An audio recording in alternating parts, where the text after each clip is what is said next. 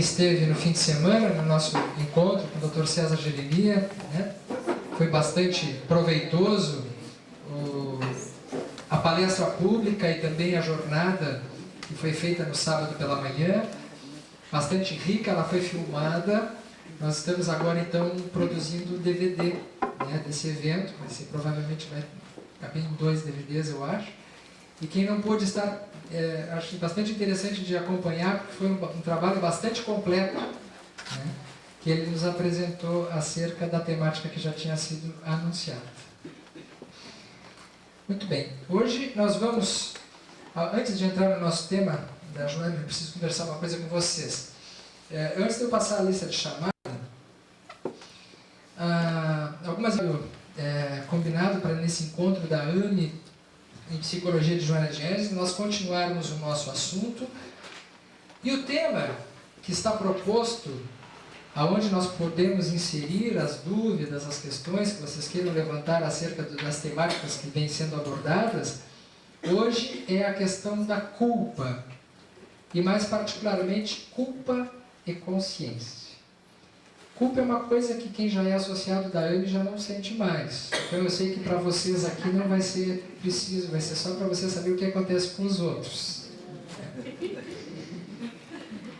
É um capítulo muito longo e que certamente nós não temos como alcançar todos os aspectos, todas as variáveis dessa temática. Mas vamos tentar ver o que a gente pode ir aprendendo acerca dessa questão. Vamos ver o que diz Joana de Ângeles. Talvez seja bom apagar essa luz do meio aqui, né? Fica mais interessante. Vocês para filmagem, Janine? Deixa essa aqui. Tá bom assim? Tá. Aquela ali queimou. Você tem que arrumar. Tá bom assim, né?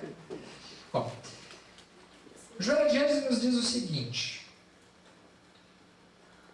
raízes fixadas no passado espiritual através de erros, crimes ocultos que não foram justiçados. A culpa se esculpe no ego como uma necessidade de punição. Arrepender-se de comportamentos equivocados, de práticas mesquinhas, egoísticas e arbitrárias é perfeitamente normal. A sustentação, porém, do arrependimento, além de ser inoperante, apenas proporciona prejuízos que respondem por numerosos conflitos da personalidade. A doutrina espírita nos explica que as matrizes principais das culpas mais importantes que nós carregamos, elas estão fixadas no passado espiritual. E aqui nós já representamos num outro encontro, voltamos a fazer, mostrando através desse iceberg que o nosso inconsciente, que é a parte representada para que a que está mergulhada no mar, que é a que não aparece, é onde estão gravados os principais arquivos do nosso processo evolutivo. Então aqui estão representadas as nossas vidas passadas e tudo aquilo que nós esquecemos da nossa vida atual. Na região do perispírito, né, que é a instância semimaterial onde fica registrado no local onde a gente chamou de inconsciente. Por isso Joana de Ângeles também utiliza essa colocação do inconsciente. Então, situações anteriores que nós vivemos, e nós já vivemos várias existências, tenho a certeza que já se contam umas centenas, nós não estamos inaugurando o nosso estágio evolutivo nessa vida, e muito menos em poucas existências passadas. Nós já existimos em outras personalidades, em outras encarnações, em várias oportunidades. E, na verdade, os nossos acontecimentos, as nossas experiências anteriores, elas foram constituídas, infelizmente, muito das vezes por grandes equívocos. Nós tivemos, por uma questão de evolução, um estágio muito primário no nosso desenvolvimento. E isso nos levou a acontecimentos, a fatos, com erros muito sérios. A consciência moral, à medida que vai se desenvolvendo, ela vai naturalmente dando essa noção de certo e de errado.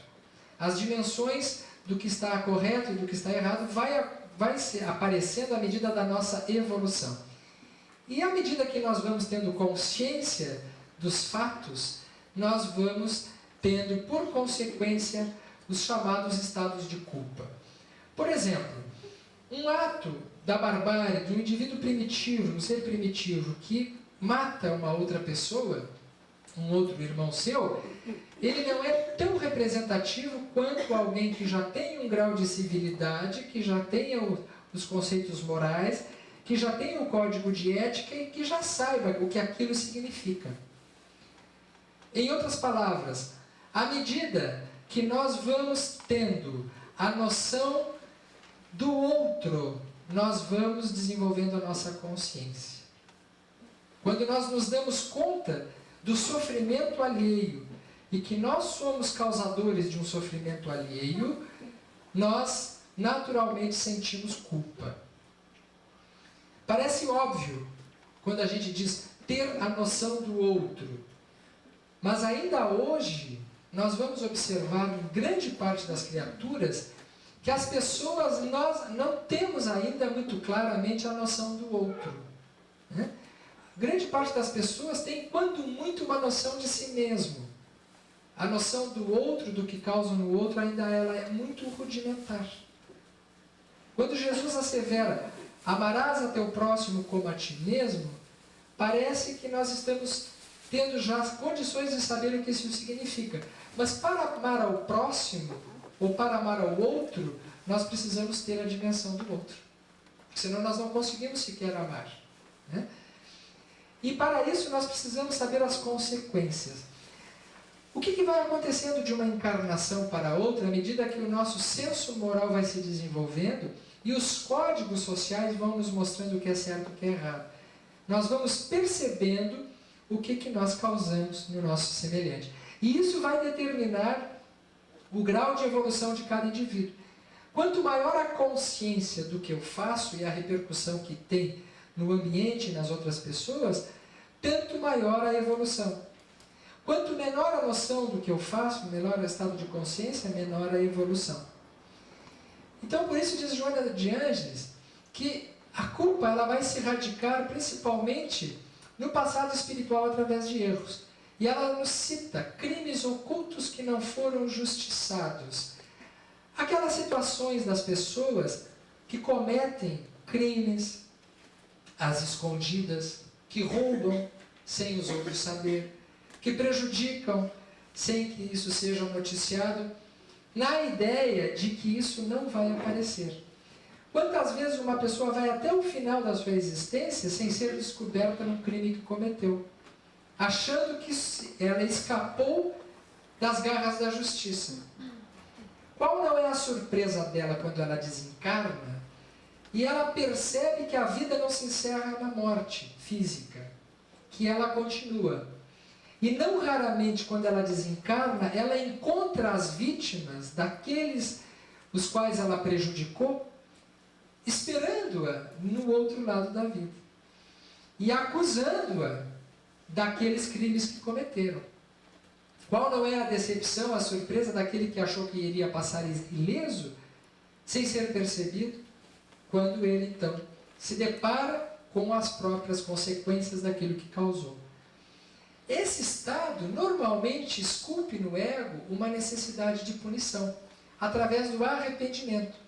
O arrependimento ele normalmente vem quando o indivíduo ele se depara com a realidade e se dá conta. O arrependimento é um processo muito importante para o psiquismo. Não é por outro motivo que João Batista, que preparou a vinda de Jesus, ele passou a vida inteira praticamente alertando as pessoas a se arrependerem dos seus erros, porque Jesus estava chegando. Quem lê a passagem bíblica em que cita João Batista, verá que ele, em muitas ocasiões ele chama arrependei-vos, porque o reino dos céus está próximo. Por quê? Porque o arrependimento é o primeiro passo que a gente dá em direção à consciência. Se eu não me der conta que eu fiz alguém sofrer e que eu sou responsável por aquilo, eu não me arrependo. Então, o arrependimento, antes de tudo, é uma etapa necessária. É a pessoa assumir a sua parcela de contribuição no sofrimento daquilo que se passou. Arrepender-se de comportamentos equivocados, de práticas mesquinhas, egoísticas e arbitrárias é perfeitamente normal. Agora, a sustentação, porém, do arrependimento, além de ser inoperante, apenas proporciona prejuízos que respondem por numerosos conflitos da personalidade. A primeira resposta emocional diante de um erro é o arrependimento, quando a pessoa tem consciência. Né? Porque é também muito comum que a pessoa ache desculpas, que a culpa não é dela, que foi por causa disso, que na verdade ela fez sem intenção. A tentativa primeira do indivíduo, principalmente quando ele é confrontado com a sua consciência, é evadir-se da culpa. A culpa é dos outros, não minha. Né? Quando ele já vai tomando consciência, ele entra na faixa do arrependimento, o que é saudável. No entanto, se ele se demora no arrependimento, ele permanece no arrependimento, se transforma numa patologia. Porque você sabe que quando uma pessoa entra em estado de culpa permanente, de arrependimento, ele para de produzir. Ele se sente a pior das criaturas. E não se sente, por consequência, qual é a dinâmica do psiquismo nesse momento? Ele não se sente merecedor da felicidade. E toda pessoa que não se sente merecedora de ser feliz, ela estabelece em algum grau uma punição para si. E nós vamos ver no decorrer dessa reflexão os vários tipos de punição que a gente muitas vezes se submete. Sejam os mais profundos, sejam os mais superficiais, sejam os cotidianos do nosso dia a dia, sejam aqueles que são manifestados através de doenças mentais, doenças físicas ou nos relacionamentos. Então nós vamos seguir adiante e vocês vão me interrompendo à medida que vai surgindo as dúvidas ou as questões, porque realmente isso aqui tem bastante aspectos para serem aprendidos. Continua Joana de Ângeles. Originada na conceituação ancestral de pecado, herança atávica do pecado original, que seria a desobediência de Adão e Eva, os arquétipos ancestrais do ser humano a respeito da árvore da sabedoria, do bem e do mal, têm sido, através do processo da evolução, um agente cruel punitivo, que vem desequilibrando o seu mecanismo psicológico. Então ela reforça, né? Isso é muito antigo. Vocês vejam que já desde o mito bíblico de Adão e Eva já vem a ideia do pecado e da culpa, a partir dessa desobediência. Aquilo que deveria ser um código moral para nos nortear o comportamento, por equívoco, vamos dizer, psicológico do nosso estágio primitivo, inferior na evolução, e muitas vezes nós nos detemos nos aspectos psicológicos e ficamos com o desequilíbrio da punição de si mesmo. Então ela cita a culpa tormentosa. Gravem esse termo, porque é muito interessante. Ela chama de culpa tormentosa aquela que se mascara e adormece no inconsciente profundo, trabalhando transtornos de consciência ante a consideração do ato ignominioso não digerido. Então ela nos fala no primeiro momento de uma culpa tormentosa. Vejam, a culpa, por definição, ela não é boa ou ruim. Depende do que nós vamos fazer com ela. Se ela se transforma num processo de automartírio, ela é uma culpa tormentosa, ela é uma culpa patológica. Olha, aqui tem a bomba atômica que destruiu Nagasaki. Né? A bomba atômica, que você sabe, na Segunda Guerra Mundial, destruiu Hiroshima e Nagasaki, jogada pelos americanos no Japão, matando mais de 200 mil pessoas. Né? Assim nós viemos no nosso processo evolutivo, normalmente destruindo, normalmente maltratando, normalmente causando dor e sofrimentos. Essa tem sido a constância na história da humanidade dos atos que nós não vamos nos dando conta. Então, quando o indivíduo ele provoca uma lesão numa outra pessoa e não olha para isso, ele não tem culpa. Porque ele não sabe o que ele causou. Aqui nós temos as consequências de alguns sobreviventes da bomba atômica em Nagasaki e Hiroshima, né? Que são as lesões da radioatividade na pele. No momento que o indivíduo ele se viu obrigado a olhar para isso e ver que ele causou isso aqui, eu fui o responsável por isso aqui, né? E aí ele vê que aquele menino, que poderia ser uma pessoa ótima, que teve a sua vida ceifada em determinado momento, foi estagnado por minha causa. Isso, de alguma forma, vai repercutir no meu psiquismo, desde o momento em que eu efetivamente olhe para isso, né? Então, aí algumas outras situações, né, de sofrimento que ainda hoje, né, ainda é um menino sofrendo as consequências da lesão da bomba, ali na África, na miséria. Muito bem. Então, na verdade, esses processos vão se estabelecendo ao longo das encarnações. Eu representei aqui através da bomba atômica, mas na verdade nós somos protagonistas de várias bombas em várias existências através dos nossos atos.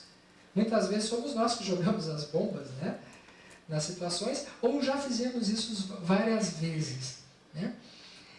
E quando a culpa ela é muito profunda, nós vamos ler aqui uma situação que é o chamado drama de Carlos, que está relatado nesse livro Loucura e Obsessão do Divaldo Franco, pelo espírito Manuel Filomeno de Miranda, que na minha opinião é um dos melhores livros acerca da questão da doença mental, porque ele vai nos falar da questão da obsessão, da esquizofrenia, das depressões. É o trabalho do Dr. Bezerra de Menezes na espiritualidade, auxiliando os tratamentos aqui no plano físico. Então é a visão dos espíritos das grandes patologias que atormentam a humanidade. E aqui, o Dr. Bezerra de Menezes, que é o espírito que é o coordenador dos trabalhos de auxílio espiritual, ele descreve um caso de esquizofrenia, que é o drama de Carlos, que nós vamos buscar logo a seguir, para vocês terem uma ideia de como as matrizes da culpa podem originar as dificuldades que nós apresentamos na nossa existência ou nas nossas encarnações seguintes. Vejam que isso é um exemplo. E nesse caso ele vai falar sobre esquizofrenia. Na minha opinião, ainda hoje esse é o conceito mais avançado sobre as origens da esquizofrenia, já escrito por alguém, que é a definição que o Dr. Bezerra de Menezes dá nesse livro.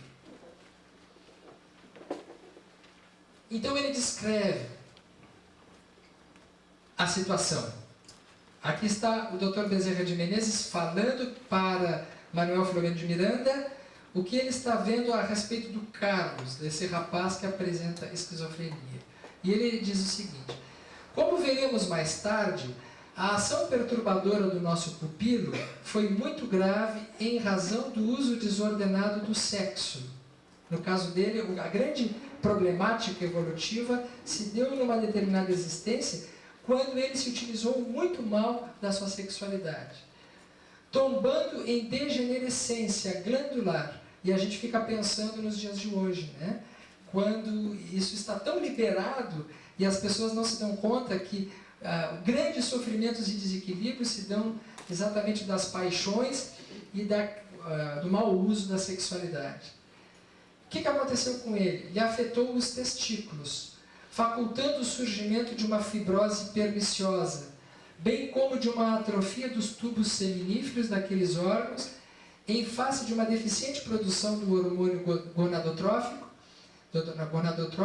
do lobo anterior da hipófise. Então ele está descrevendo o estado de culpa desse jovem, desse rapaz, quando ele desencarnou. Ele entrou num tal estado de culpa, em função dos desequilíbrios da sexualidade e do sofrimento que ele causou em outras pessoas, porque da onde nasce o principal desequilíbrio? Toda vez que a gente gera um sofrimento. E a gente se lembra às vezes de alguém assim, né, que através da sexualidade abusou sexualmente de outras pessoas, ou iludiu outras pessoas, ou enganou outras pessoas, ou abandonou, né? A gente vê tantas situações de sofrimento em torno da sexualidade, suicídio através da sexualidade, e no caso dele não foi diferente. Então, ele acabou trazendo algumas lesões sob o ponto de vista físico, lesões testiculares, lesões uterinas, lesões na área reprodutiva propriamente dita, estão intimamente relacionadas a processos profundos de culpa na área da sexualidade. Quando a gente tem uma patologia, e isso não é regra absoluta, é simplesmente uma regra geral, mas que tem as suas exceções, quando nós temos lesões em determinadas esferas do nosso corpo, é muito provável que nesse sistema de órgãos a gente tenha cometido algum erro e tenha entrado em processo autopunitivo de consciência, gerando perturbações na formação do futuro código de organização da forma das novas encarnações. O que eu estou dizendo? Eu estou dizendo que antes da pessoa reencarnar, no momento em que vai ser repassado o futuro corpo que ela vai ter, provavelmente quando surgir a parte aonde ela está se sentindo culpada, vai haver uma falha no perispírito, porque ela vai se lembrar, ela vai conectar com os erros que cometeu. E essa falha do psiquismo se reflete na genética. No momento que os cromossomas forem escolhidos para a constituição da saúde ou da doença, vão ser exatamente acionados aqueles que estão perturbados quando a informação é de doença. E que foi exatamente o que aconteceu no caso do Carlos. Mas não foi só aí. Aí então ele fala, vemos aí a mente espiritual, consciência de culpa, interferindo na constituição orgânica e dando curso às etiopatogenias detectadas pelos cientistas nas suas nobres investigações. Os cientistas não entendem muito bem como é que numa família nascem gêmeos idênticos, por exemplo. Eles têm o mesmo código genético. Deveriam ter, inclusive, a mesma carteira de identidade. Porque eles são a mesma pessoa biologicamente. Né? Gêmeos idênticos, eles têm o mesmo código genético. Mostrando que a pessoa, para a lei, não é a matéria, não é o corpo, é o espírito. Porque se a pessoa fosse o corpo, deveria ter o mesmo RG. Né? Porque ele tem o mesmo código genético, deveria ser uma pessoa só. Então a lei reconhece que a personalidade não é o físico. Interessante, né? Mas vamos adiante no raciocínio. Um nasce com o mesmo código genético que o outro, tiveram a mesma experiência intrauterina, a mesma família, a mesma influência ambiental. E, no entanto, um pode desenvolver no decorrer da sua vida uma doença em algum órgão e o outro não. Não necessariamente os dois vão desenvolver as mesmas patologias. Por que um desenvolve um problema no fígado, ou no testículo, ou no estômago, e o outro não? Por que um tem problema cardíaco e o outro não? O código genético é o mesmo. E aqui o Dr. Bezerra nos mostra que a mente espiritual, o estado de consciência do espírito no momento da reencarnação, ele vai imprimir as variações, as modificações genéticas que vão se expressar no físico a partir da sua mente. Então, nessa constituição orgânica vão constituir as novas etiopatogenias, que são detectadas pelos cientistas e pela nossa observação. Então tá, mas aí não é só no físico, propriamente nas doenças físicas. E aí ele avança para o caso do Carlos, porque o Carlos ele apresenta a esquizofrenia. E o Dr. Bezerra diz o seguinte: o esquizofrênico, segundo a escola Bleuleriana de Bleuler, que foi um estudioso contemporâneo de Freud na psiquiatria, não tem destruída, conforme se pensava antes, a afetividade, nem os sentimentos. Eu vou repetir. O esquizofrênico não tem destruída, conforme se pensava antes, a afetividade, nem os sentimentos. Não está destruído. O esquizofrênico, o autista, ele não tem ausência de sentimentos ou afeto. somente que os mesmos sofrem dificuldade para ser exteriorizados, em razão dos profundos conflitos conscienciais que são resíduos das culpas passadas. Então, aquilo que é uma expressão natural da nossa afetividade, no indivíduo que tem esquizofrenia, ele tem um impedimento da manifestação. Entenderam isso? Mas ele está com a sua afetividade lá dentro, guardada. E porque o espírito se sente devedor, não se esforça pela recuperação, ou teme-a, a fim de não enfrentar os desafetos, o que lhe parece a pior maneira de sofrer do que aquela em que ele se encontra. O que acontece? Se alguém numa encarnação utilizou a sua mente de forma errada e prejudicou muitas pessoas, muitos desses homens que desencarnaram ficam na espiritualidade, no plano espiritual, inconformados com os prejuízos que sofreram. E voltam como obsessores para se vingar. Muitos, às vezes as multidões. Se o indivíduo ele está lúcido, ele não consegue se deparar com a própria consciência. Então o que ele está dizendo? Que muitas vezes há um mergulho numa patologia para que ele não tenha que se deparar com essas influências. O que não o exime dessas influências. Mas ele não sente tanto. É como se fosse uma espécie de anestesia para não sentir os erros e as consequências dos erros que ele cometeu. Então ele segue. Razão essa que responde pelas sintomatologias neuróticas, produzindo alterações da personalidade, que se vai degenerando em razão dos mecanismos de culpa impressos no inconsciente. Assim, não é raro que o paciente fuja para o autismo.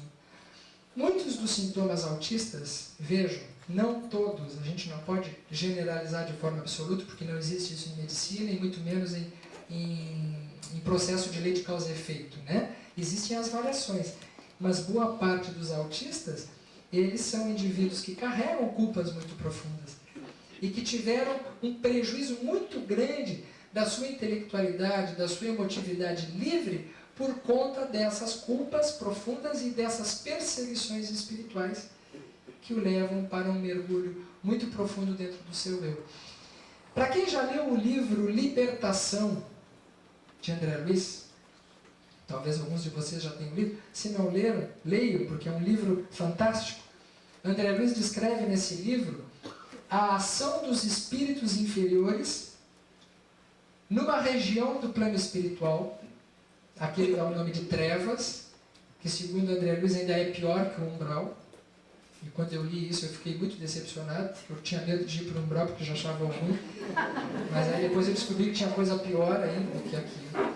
E depois lendo a gente vê que existe. Então, assim, o que ele descreve é a ação de espíritos altamente capacitados sob o ponto de vista mental, mas muito endurecidos ainda sob o ponto de vista moral. E que se colocam no papel de julgadores, eles ficam como se fossem juízes. Então, volta e meia desencarna um e outro que pensa que escapou da justiça, que escapou das garras da lei, que saiu impune.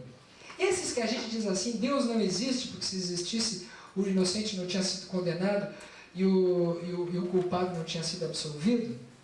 Esse culpado que a gente pensa que escapou e que morreu rindo de todo mundo, ele acaba indo direitinho para uma região como essas. E lá ele encontra um espírito, ou vários espíritos, que vão entrar na sua consciência. E vão lhe apontar exatamente todos os detalhes dos erros que cometeram. Então ele descreve ali o sofrimento daqueles espíritos, porque eles muitas vezes enxergam nesses julgadores como se fossem aqueles tribunais severos escritos na Bíblia, daquelas alegorias de que nós seríamos julgados por um Deus extremamente rigoroso. Então eles entram em processo de julgamento. E existem algumas descrições impressionantes no livro Libertação, que chega ao ponto em determinado momento, eu não me lembro exatamente os detalhes da situação, de uma mulher que provavelmente abandonou os filhos, ela fez algumas coisas muito condenáveis no plano físico. E ao entrar nessa região do plano espiritual, esse espírito ele colocou a ela frente a frente tudo o que ela fez. E ela, se sentindo extremamente culpada e arrependida, ele ainda assim, não, claro, porque não tinha evolução moral, ele olhou para ela e disse: você é uma loba, tu és uma loba, tu és uma loba. E à medida que ele foi dizendo para ela isso, tu és uma loba, ela foi, o perispírito dela foi se transformando, ganhando o formato de uma loba. Ela se despersonalizou. E aquilo, quem assistiu a aula do Barun na outra ocasião, que o perispírito é uma estrutura elástica, plástica, maleável, é verdade. Se nós recebermos informações positivas, o nosso campo perispiritual se embeleza. Se nós alimentarmos de coisas negativas, ele se deteriora, ele se deforma. E foi o que aconteceu com ela. Ela ganhou a expressão de um animal. Ela não se transformou numa loba, mas ela ficou com a aparência de uma loba. E André Luiz descreve que, inclusive, chegou a ficar pontudo a face dela, como de uma loba. E ela perdeu o contato com a consciência dela. Tal o estado de culpa. Um espírito desse, quando reencarna, ele provavelmente, quando for imprimir a nova forma física, ele vai ter graves lesões na área cerebral. E que poderá apresentar patologias severas no campo da psiquiatria. Como o caso da esquizofrenia. Como depressões profundas. Muitas das depressões de pessoas que já têm depressão desde pequeno, que fazem longos tratamentos e mesmo assim não melhoram. Muitos, não todos, novamente digo, são expressões de graves problemas conscienciais de outras encarnações e no plano espiritual, gerando um campo negativo na sua mente, graças a esses traumatismos e a essas situações. Então, como diz Dr. Bezerra de Menezes, a resposta são as sintomatologias, que vão degenerando em razão dos mecanismos de culpa, e a pessoa acaba muitas vezes fugindo para o autismo. Que é como se fosse uma tentativa de parar de sentir, né? De parar de ter que se deparar. É uma trégua que ele tem momentânea, mas é também uma fuga. Licantropia, isso mesmo. Seria um processo assim de auto-hipnose? É um processo auto-hipnótico. Exatamente, bem lembrado. É um processo auto-hipnótico. Todo processo de hipnose é um processo auto-hipnótico. Eu só consigo hipnotizar uma pessoa que aceite aquele comando. A pessoa precisa ter algum tipo de vulnerabilidade naquele campo que eu estou induzindo para ela se sujeitar àquela indução. E foi no caso que aconteceu com ela. Como ela carregava culpas muito intensas e ele sabia, ele apontou para ela exatamente aonde doía. E ela se fragilizou. No momento que ela se fragilizou, ele disse: tu és uma loba. E ela ganhou a expressão de uma loba. Né? Então é um processo de auto-hipnose. Como são os processos da nossa vida, né? A gente acaba reagindo àquilo que a gente acredita, àquilo que a gente carrega dentro da gente. Se a gente ficar convencido de que nós somos maus, nós podemos nos transformar em indivíduos maus. Agora, se nós formos convencidos e nos convencermos de que nós podemos ser bons, nós podemos fazer grandes coisas também. Vamos adiante. Vamos melhorar um pouco aqui, então, a paisagem, né? Até aqui tudo bem? Sérgio, assim, quando a pessoa foge para esses mecanismos, né, o autista ou o esquizofrênico, é uma trégua, mas ao mesmo tempo também é uma maneira de resgatar, né? Não deixa de ser Perfeito. Trégua entre aspas, né? É uma trégua entre aspas, porque é um mecanismo de fuga. E todo mecanismo de fuga, ele carrega em si um resgate, porque gera sofrimento. Que é o próprio sintoma, é a própria patologia, a sintomatologia que a pessoa tem. Né? E nós vamos ver depois aqui que, na verdade, um erro, quando a gente reconhece o erro que fez, o arrependimento por si só não resolve a questão. É preciso haver a reparação daquilo. Né? O arrependimento é a primeira etapa, o remorso. É por isso que as religiões que dizem que a fé salva, Jesus perdoa. Jesus não perdoa, Deus não perdoa. Se Deus perdoasse, ele seria injusto. ele estaria tirando a oportunidade do seu filho de corrigir o erro.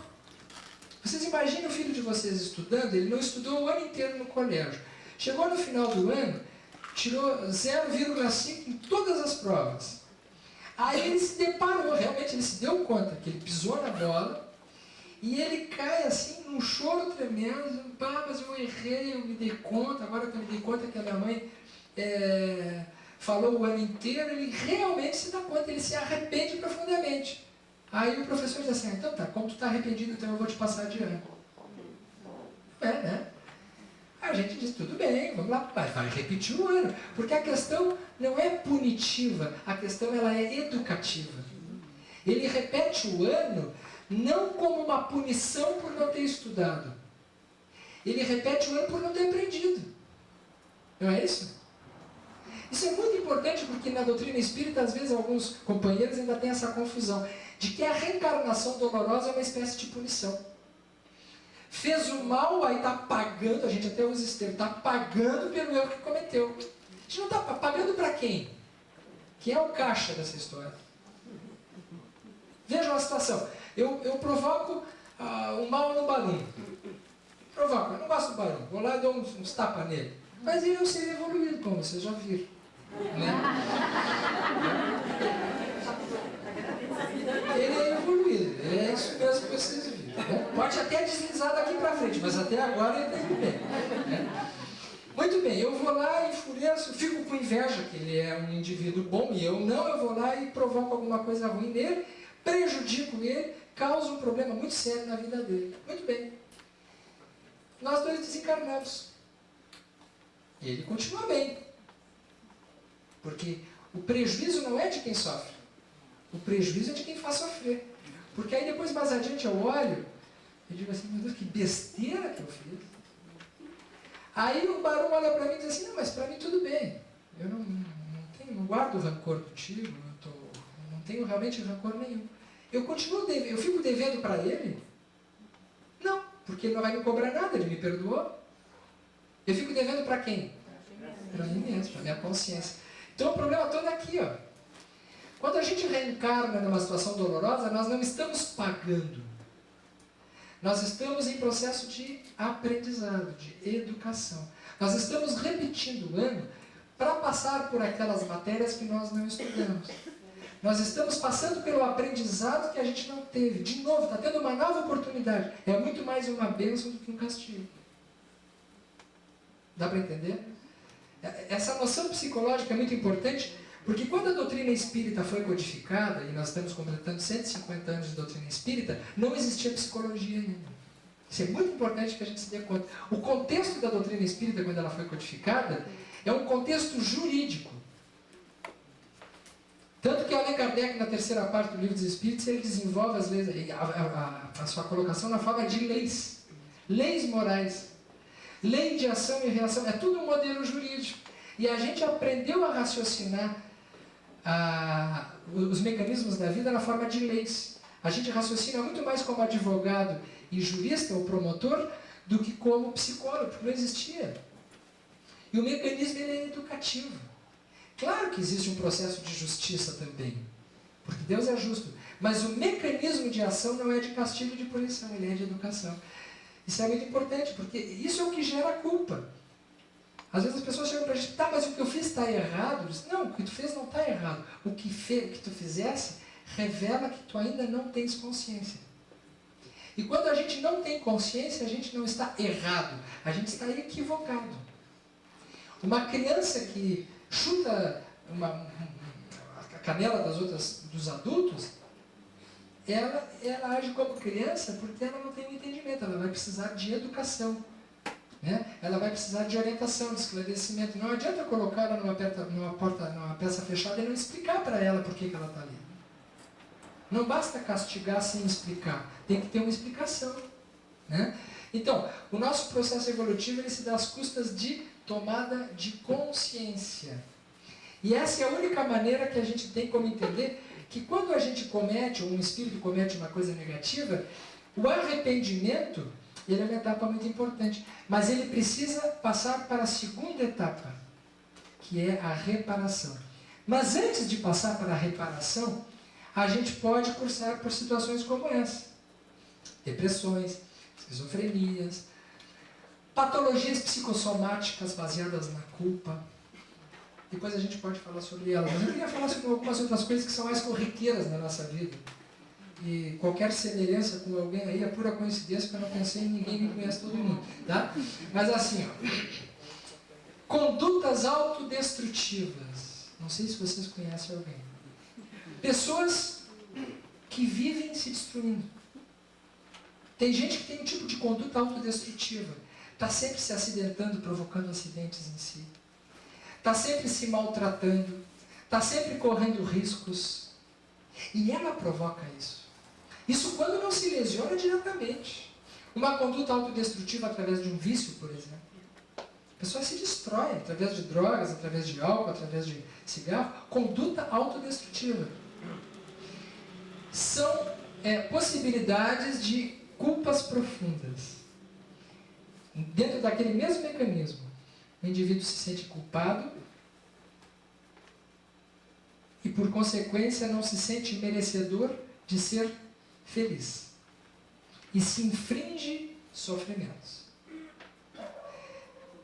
E é muito complicado, assim, a gente tem até que tomar um certo cuidado. Porque quando a pessoa é muito autodestrutiva, a gente tem que tomar um cuidado até na hora de ajudar ela. Porque a gente pode, na tentativa de ajudar, além de não conseguir ajudar, se prejudicar junto. Tem que ter muito discernimento, tem que ter muito cuidado. Eu vou dar um exemplo para vocês. Em medicina a gente vê muito isso. E no centro espírita a gente vê muito isso também. A pessoa está num sofrimento horroroso. Tá bem? Aí começa a fazer um tratamento. Começa a melhorar. Começa a se sentir melhor. Começa a ter mais paz. Começa a se sentir mais feliz. Imagine, desde um tratamento médico ou um tratamento espiritual no centro espírita. Quando ela está quase boa, ela para de tomar o remédio, ela não vai mais. E ela volta para a estaca zero. E aí depois, ela diz isso aqui, ó. Ela se sente vítima. Porque ela não se permite estar bem. Quando ela estiver quase boa, ela vai parar. Porque ela não sente que merece estar bem. É um mecanismo de culpa muito profundo, que age no comportamento e a pessoa faz sem se dar conta. Essas condutas autodestrutivas não tem que ser só físicas, né? Às vezes psicológicas também, né? Certamente. O que tu pensou, Bruno? É? O que tu pensou? Não, justamente isso. Tem pessoas que não se acidentam, mas se autodestroem pelo seu modo de pensar, pelo seu modo de agir. Exatamente, a pessoa consegue um ótimo emprego. Né? Ela está tendo uma vida legal. E daqui a pouco ela comete uma baita bobagem ali dentro e é colocada para a rua. Aqui, ela conhece uma pessoa bacana num relacionamento. E faz de tudo para terminar o relacionamento. Aí o outro não aguenta mais, assim, tchau maravilha, adeus. Não te aguento mais. E vai embora. E ela fica sozinha, se lamentando e se dando conta que ela que não segurou. Não é? E aí, então, ela vai se relacionar com pessoas complicadas. Não sei se vocês conhecem alguém também. Tem gente que só se relaciona com gente complicada. Né? Sai de um namoro para outro, pensando que é outro, mas não é outro, é o mesmo. Com tudo que tem direito. Sai da encrenca para a confusão. É incrível. A gente olha de fora e diz, mas para aí, pelo amor de Deus, quando tu começou a namorar essa fulana ou esse fulano, não te deu conta que ele era uma curva de rio, assim? Sabe o que é curva de rio? Só para sujeira, né? Dobra, assim. É pior, não é assim? Mas a pessoa está vendo que não vai dar certo. E ela vai. Ela vai. Eu contei agora em Canguçu uma história que o Divaldo conta, que o Chico Xavier contou para ele uma vez com uma senhora. Chegou para ele e diz assim, Chico, Jesus mandou perdoar 70 vezes 7 vezes, não é? Se é. Pois então eu já posso me separar do meu marido. Aí ele disse, ué, como assim? Não, eu estou casada com meu marido há muitos anos. E ele é alcoólatra. E do pesado, assim, não é um alcoólatrazinho que bebe, ele bebe mesmo. Ele chega em casa, ele quebra tudo, ele faz misérias. E todo dia eu perdoo ele. Há mais de 20 anos. Ora, 70 vezes 7 vezes dá 490 vezes. Eu já passei de 490 vezes há muito tempo. Eu já perdoei muito mais de 490 vezes. Então eu posso já me separar dele. Aí o Chico se apertou naquela, não tinha pensado dessa maneira ainda, né? Nisso chegou o Emanuel, o espírito que é o mentor espiritual do Chico. Disse assim, Chico, mas ela não perdoou 70 vezes 7 vezes. Como que não, Emanuel? Não disse, ele faz a conta, ele não deu 450. É só calcular. Não, Chico. Jesus disse que nós temos que perdoar 70 vezes 7 vezes cada falha do outro. Tem que ser 490 vezes de maneira diferente a mesma falha. Aí o Chico foi profundo e falou para ela, e ela, então tá, vou dar mais uma chance para ele, vou ficar com ele, não vou me separar. Daí há 2 meses ela voltou, uma cara muito triste, Chico, ele morreu. Ele disse, mas que maravilha, olha só, viu só, tu continuasse com ele quase até o fim, e aí tivesse a graça de te ver livre dele, ele não vai, provavelmente agora como te suportou, agora tu nem vai precisar mais casar com ele. Ah, eu não vou mais encontrar com ele. Nunca mais eu vou ver. Ela já estava com saudade, né? Antes mesmo de saber se vai contar. Então, mas essa história é interessante para ver assim, ó. É claro que existem outros sentimentos que estão envolvidos aí, às vezes existem laços profundos, existe a compaixão, existe a afinidade, espíritos reencarnam para ajudar outros, existe tudo isso. Mas existe também a pessoa se acostumar com o sofrimento. Ela já está sentindo falta do sofrimento.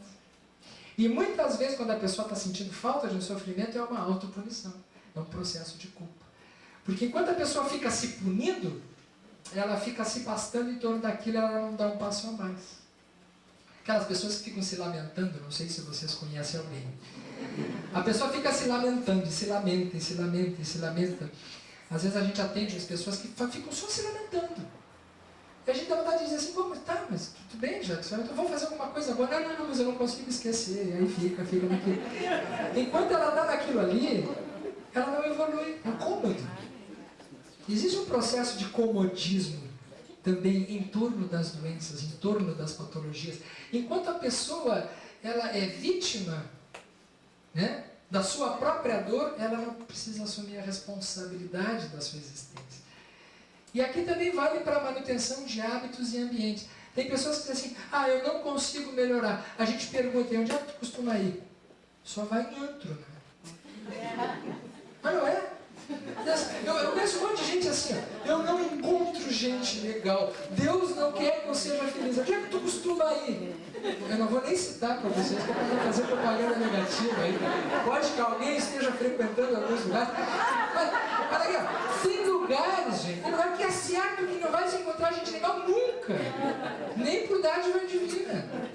Não vai cair lá nunca, porque não tem sintonia. A gente conhece os lugares, sabe que quem vai lá é perdido. É quem está perdido. Mas não é? E está sabendo, a gente chega, às vezes a gente fala, né? Eu não vou citar, por favor. Até porque de vez em quando eu dou uma chegadinha que é para ver se mudou. A gente faz estudo de campo de vez em quando, né, Janeiro? A gente dá uma chegadinha. Aí a gente chega e vê aquele...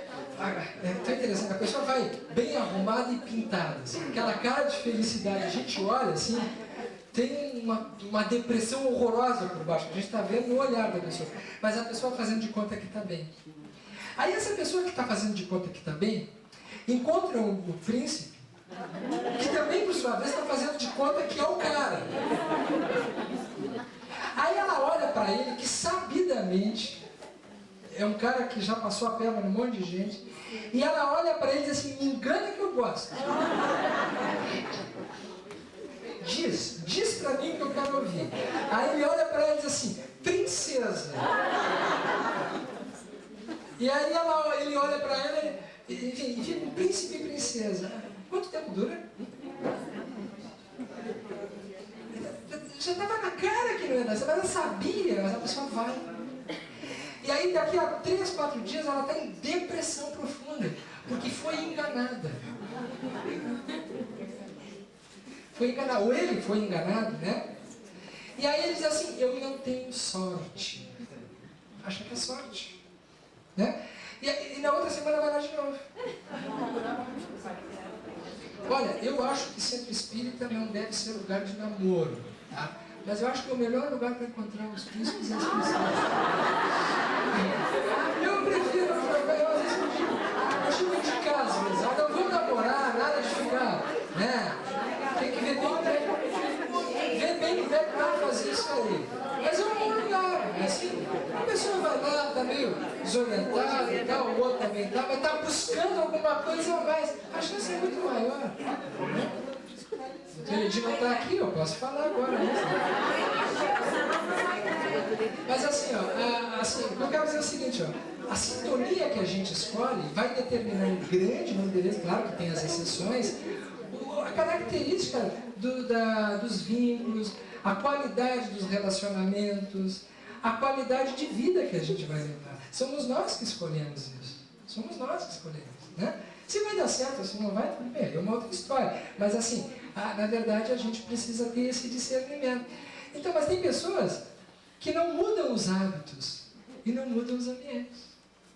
Né? Tem pessoa que quer parar de beber, mas todo final da tarde vai no bar, no restaurante, e diz assim, não, mas eu ainda vou tomar coca ou guaraná lá. Mas para que provocar a sede até não aguentar mais, como diz a propaganda, né? Aí Joana nos fala da culpa terapêutica, que a culpa lúcida, ela é diferente daquela culpa tormentosa, né, que nós falávamos antes, que ela falava antes. A culpa terapêutica é aquela em que a pessoa se propõe a um estado, a uma tomada de consciência, a se dar conta disso, assim, até onde que está a minha parte nisso?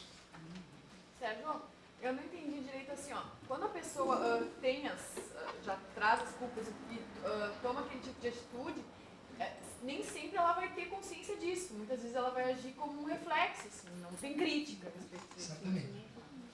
Muitas vezes a pessoa tem esse comportamento, essas atitudes, com um absoluto grau de desconhecimento do que está acontecendo com ela. Né? E é por isso que a grande frase da filosofia, da psicologia e da doutrina espírita é a mesma: conhece-te a ti mesmo. Se a pessoa não fizer esse mergulho interior, na tentativa de se conhecer e ver o que está acontecendo com ela, ela fica uma analfabeta da própria existência, ela não se dá conta nunca. Né?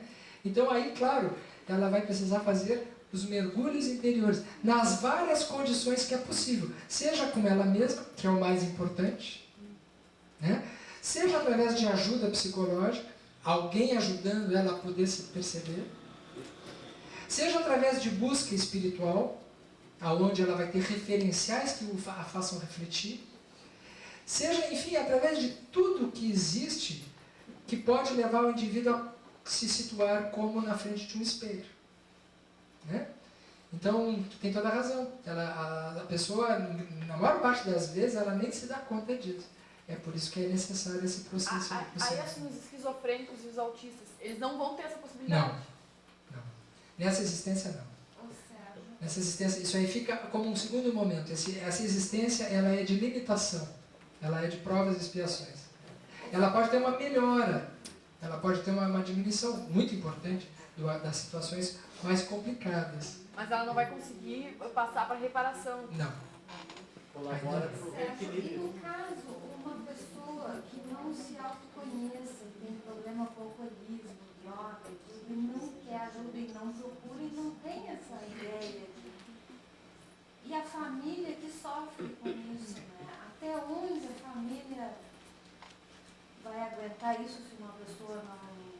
sair dessa situação assim com culpa, sem culpa? Essa é uma questão bastante delicada. Até onde a família pode ajudar, até onde deve ajudar, até onde deve ir, quais são os limites. Né? Tem um caso de uma amiga assim que está com o marido com um problema, mas ninguém aguenta mais, nem filho, nem ela, nem nada. Né? E eu dou muito apoio para ela, mas eu me sinto também com culpa. Porque eu, no lugar dela, já teria me separado. Né? Eu acho um absurdo o que ela está passando e ele não te ajuda de jeito nenhum. Assim. Aí é muito delicado de opinar, assim, porque a gente vê cada situação. Às vezes a gente vê situações assim da pessoa se maltratando e maltratando todo mundo e as pessoas tentando ajudar. E às vezes a forma de ajudar não é a melhor, porque o amparo diante de certas situações estimula o comportamento, particularmente nas drogadições, né? Quando o indivíduo ele tá punindo e se punindo e as pessoas, de certa forma, se sentindo culpadas e permanecendo juntas. Em muitas circunstâncias é necessária uma atitude mais drástica. E às vezes até uma atitude de rompimento. Às vezes é necessário. Mas muito cuidado com isso, né? Porque existem situações e situações, cada caso é um caso. E na verdade a gente precisa, às vezes, saber que, mesmo olhando e parecendo que a gente tem a solução, só quem está vivendo isso aí pode saber exatamente a profundidade desses casos. Mas são casos muito complicados, assim, né? Não existe uma regra para isso aí, não. Né? Aqui, ó, o auto-perdão. Perdoar a si mesmo. Vejam, existe muita confusão nisso também. Perdoar a si mesmo não é dizer assim, eu não fiz nada mesmo, está tudo bem. Não é isso. Né? Perdoar a si mesmo é se dar conta que errou e assumir, vejam, não a culpa, mas a responsabilidade. É completamente diferente. Nós estamos na fase da responsabilidade. A fase da culpa já passou, né? Ou já deveria ter passado. Quando a gente erra, quando a gente falha, quando a gente faz uma coisa errada, a gente precisa se deter em um determinado momento no arrependimento. É inevitável. Quem não se arrepende não entra em estado de responsabilidade. Tem que realmente se dar conta da bobagem que fez. Mas chega um determinado momento que ele precisa sair desse estado de autocomiseração e assumir uma postura ativa frente a esse erro. E aqui nós temos um exemplo muito bonito, né, disso que eu estou falando. Para quem já viu, já conheceu, já leu a vida de Paulo de Tarso. O que aconteceu com Paulo? Né? Vamos, em breves palavras assim, descrever. Paulo não era Paulo, ele era Saulo. Né? Porque tem muita gente que diz assim, isso aí é para espírito evoluído. Isso aí é para espírito que já tem mais evolução. E não é. Né? Isso é para quem consiga se dar conta disso e se proponha firmemente a fazer isso. Paulo se chamava Saulo. Ele era um doutor da lei. Né? Ele era um representante do Sinédrio, do judaísmo. Ele era um dos indivíduos mais respeitados dentro do ambiente do Sinédrio. De tal forma que ele era um ponto de referência, um fiel da balança em relação a situações complicadas. Ele era muito justo, mas ele era muito arbitrário também.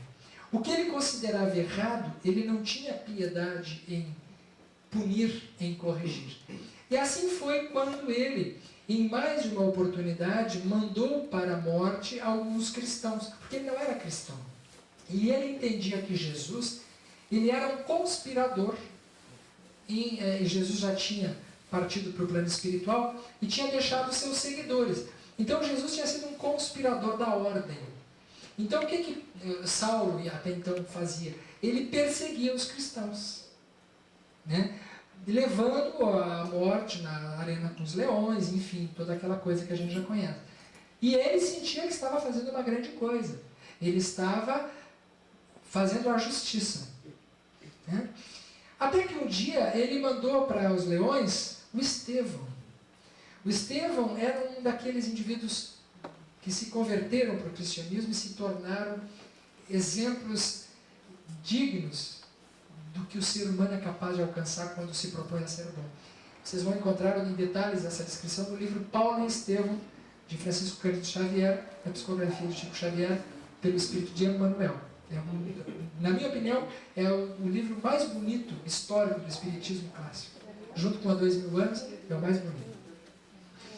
E ele descreve, então, que Estevão vai para a morte com a dignidade e a postura daqueles que já sabem, que já entenderam a proposta de Jesus, sem levar com ele o ressentimento em relação a Saulo, né? Só que o que Saulo não sabia é que Estevão era irmão da sua noiva. Ele era apaixonado por Abigail. Abigail, né? E Abigail era um desses anjos que não se encontram em determinados lugares, aí, conforme a gente falou antes. Ela era, porque ela também começou, através de Estevão, a ver a beleza do Evangelho de Jesus e se encantou. E ela começou a frequentar as reuniões dos cristãos nas catacumbas. E ele, então, quando pune Estevão e sabe depois que ele era irmão de Abigail, ele fica mais enfurecido ainda com esse tal Jesus que acabou por vias indiretas levando ele a cometer isso aí, decepcionando e ferindo na alma aquela pessoa que ele mais amava. Porque ela nunca mais voltaria a ser a mesma, sabendo que ele, o seu noivo, havia sacrificado o seu irmão amado. E qual não é a sua surpresa mais adiante, quando ela própria, mais adiante, vai também ser sacrificada junto com os cristãos, numa dessas reuniões que ela foi escondida, e não tendo se identificado como a noiva do grande doutor, ela acabou sendo sacrificada também. É quando então Saulo, tomado completamente de fúria, de ira, de um estado psíquico absolutamente transtornado, ele então agora decide que de uma vez por todas ele vai eliminar todos os cristãos. Começando por um tal de Ananias, que era um desses profetas, um desses senhores sábios que continuava pregando o Evangelho de Jesus na cidade de Damasco.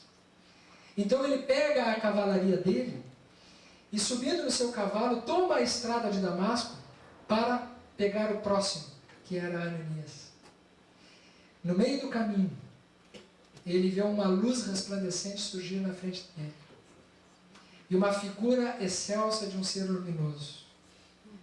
Quando o cavalo ergue as patas e ele cai no chão, ele já cai cego. Tal a luminosidade que ele enxergou. Os cavalos enxergaram. E todos aqueles que estavam com ele achavam que era um relâmpago. E quando ele cai, sem enxergar mais nada, apenas aquela luz e aquela presença, ele ouve uma voz. Saulo, Saulo, por que me persegues? E naquele momento ele diz, mas Senhor, quem és? Porque percebendo a majestade daquela presença, ele sabia que era um Senhor maior do que ele. E ele diz, eu sou Jesus. O que faríamos nós nesse momento, né? Indivíduos com vocação para a culpa, né? A gente se atiraria no chão e dizia, meu Deus, eu mereço sofrer, eu quero nascer 300 vidas como um verme, né? Quero nascer sem cabeça numa encarnação, sem perna na outra, né? Eu mereço tudo de ruim. O que Saulo fez? Naquele exato momento que Jesus se identifica e ele percebe o engano, em cima de todos os erros que cometeu, ele olha para Jesus e diz, Senhor, o que queres que eu faça? Ele se propõe ao trabalho e à reparação imediatamente. Ele não ficou mergulhado na culpa. E Jesus diz, vai até Damasco. Tu serás recebido por esse a quem persegues também, por Ananias, que vai te curar. E tu serás um apóstolo meu. E Saulo vai até Damasco e Ananias cura Saulo da sua visão. E Saulo vai para o deserto ficar um longo tempo para metabolizar toda essa mudança, essa profunda modificação que ele passou naquele instante. E ele nunca mais se chamará Saulo. E ele troca o seu nome para Paulo. A fama que corria nas grandes reuniões orgulhosas, vaidosas do Sinédrio, era de que o doutor da lei tinha ficado doente. Quando mais adiante ele retorna para o seu ambiente, todos ficam muito felizes, porque o grande de todos agora tinha voltado. E ele volta numa reunião onde estão todos os doutores da lei para falar sobre Moisés.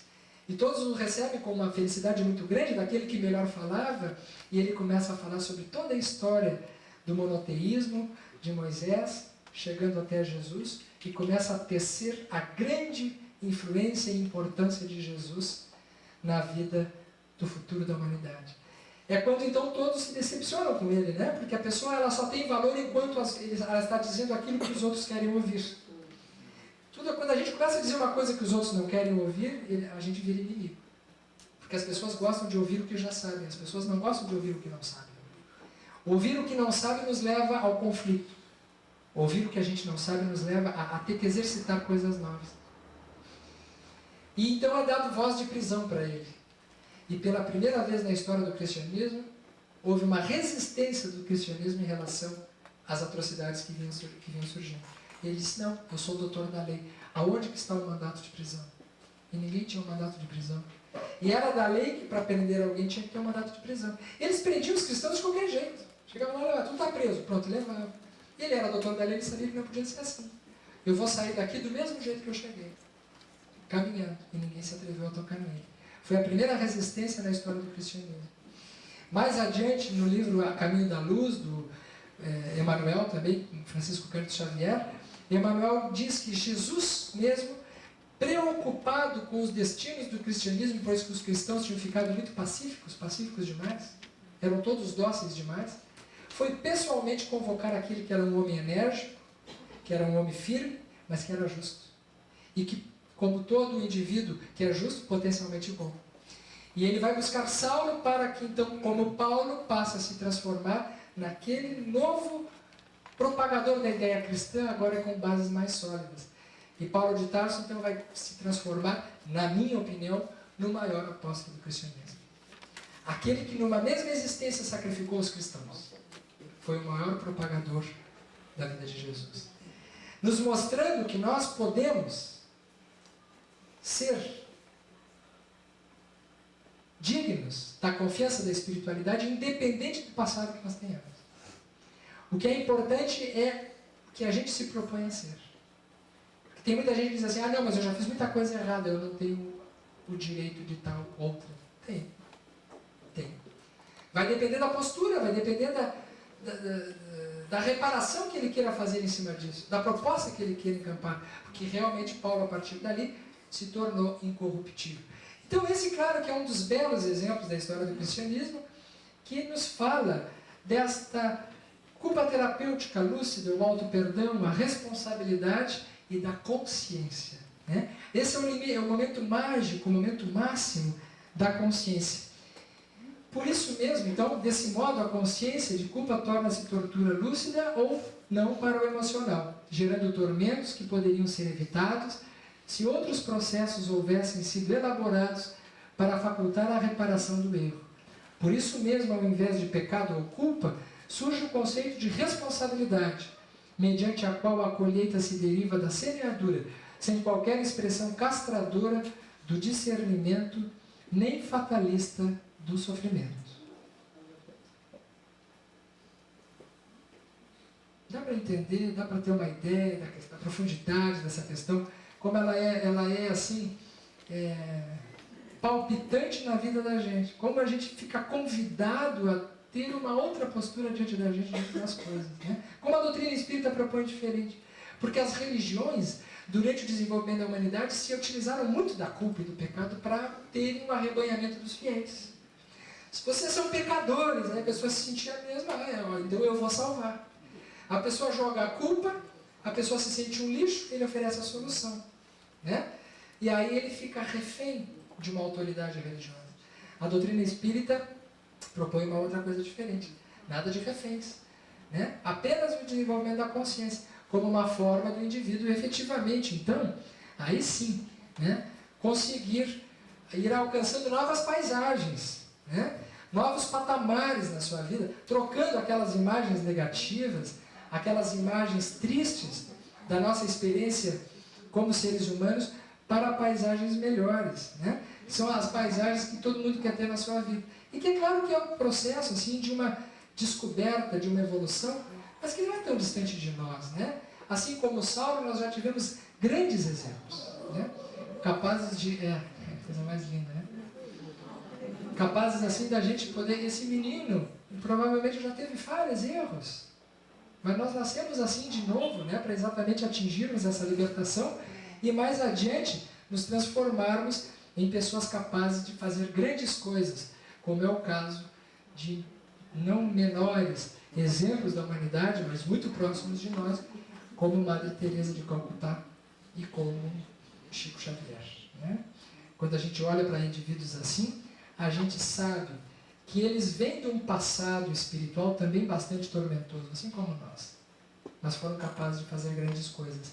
E as grandes coisas que nós podemos fazer vai depender muito desse estado interior de retomada da autoestima e da capacidade de se sentir digno e autorizado para melhorar a sua vida e a vida dos outros. É isso, gente. Não é só isso, né? Tem um monte de coisa a mais, né? Bom, eu vou propor para vocês uma pequena meditação, então. Uma pequena meditação. Nós vamos fazer um encerramento hoje um pouco diferente. Nós vamos encerrar da maneira que nós começamos. Para quem chegou aqui, nós estávamos passando uma série de imagens com uma música. Eu quero que vocês possam sentir essa música com esses dizeres e de alguma forma aproveitarem do espírito mais profundo de cada um para trabalhar esses conteúdos interiores. Porque tenho uma certeza, né? Que quando a gente está se propondo a fazer isso, nós não estamos sozinhos. Nós estamos acompanhados por espíritos altamente desenvolvidos que são capazes de ir trabalhando a nossa vida interior. O nosso campo perispiritual nesse momento está sendo trabalhado. À medida que eu falo aqui, à medida que vocês vão refletindo, está sendo feito um trabalho, está sendo feito um tratamento, está sendo feito um atendimento, está sendo feita uma mudança interior, muito sutil que a gente não percebe. Mas tenho a certeza, a gente nunca mais volta a ser o mesmo. E a gente vai se dar conta disso não amanhã ou depois ou no fim de semana, mas ao longo da nossa vida. Então a gente precisa sinceramente se entregar a esse processo, né? Se entregar a esse processo de melhoria sob o ponto de vista da entrega, sob o ponto de vista da confiança, sob o ponto de vista da determinação de que realmente a gente está no lugar certo. A gente está na hora certa e esse é o momento mais importante da nossa vida. Porque se nós não estivéssemos aqui, provavelmente nós estaríamos desperdiçando essa oportunidade para outras situações que não são tão importantes. Então prestem atenção na beleza desses slides que vão seguir apresentando e após a apresentação nós já demos por encerrado o nosso encontro de hoje.